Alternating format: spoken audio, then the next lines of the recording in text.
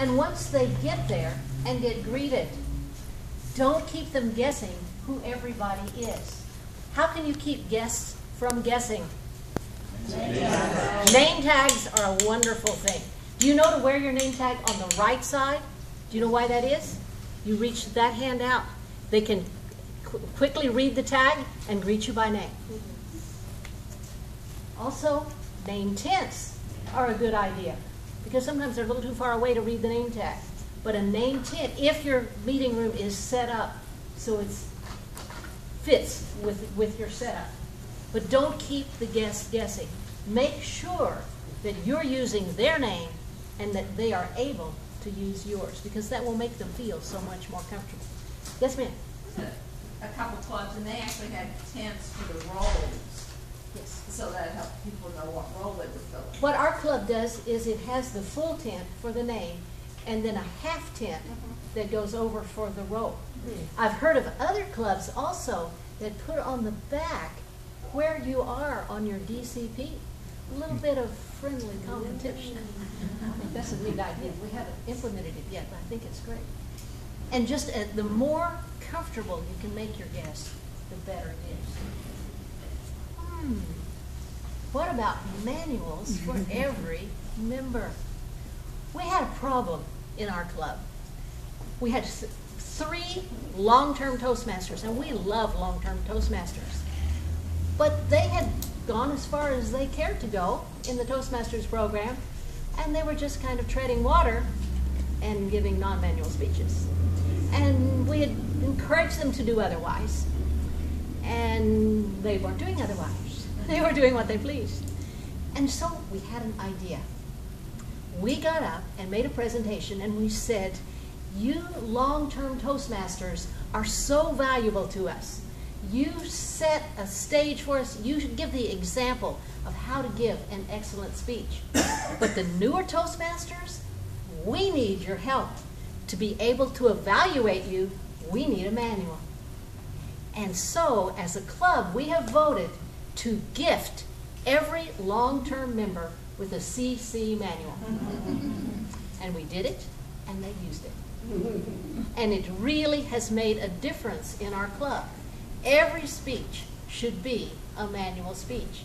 And personally, I always keep at least 1 CC manual going, plus 1 advanced manual.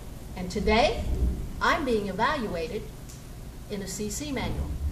Let's see if I can persuade you to do what I'm doing. Oops, I did something wrong.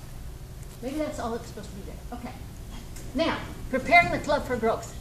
Something that wasn't mentioned in terms of the kinds of speeches to give were speeches that what I call canned speeches, but they're canned speeches that you turn into gourmet feasts by adding your own taste and flavor to it.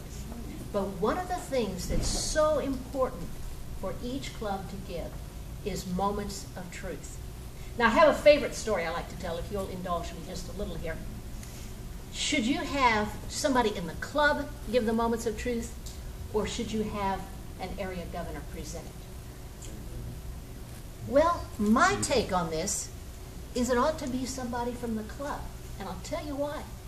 It's because of my experience with my dear, wonderful, now departed mother-in-law. Sweetest woman on earth. Never wanted to give me any bother. She lived in Fort Worth, not far from here. We live in Fredericksburg. When she was coming to visit with her husband, she would call me on the morning of. Linda, we're on our way down. We'll be here about mid-afternoon. Well, I'm not only a teacher, I'm the principal of the school, and I can take a day off. So I did, immediately, every time she called. I would call 2 or 3 friends. We would clean my house top to bottom. And when she arrived, I would say, oh, it's so nice to have you here. But that's not what Moments of Truth is it? It's not a put on the best show for the area governor. Somebody talked about, what kind of visits were you wanting from the trio? What were you calling them? Ambush visits. Okay. Now, ambush visits are only, please, it just makes my heart, but anyway. You don't want that kind, you don't want a visit from an area governor presenting moments of truth where you're just getting the nice, cleaned up version. But it's got to be in-house for them to be able to speak honestly about it.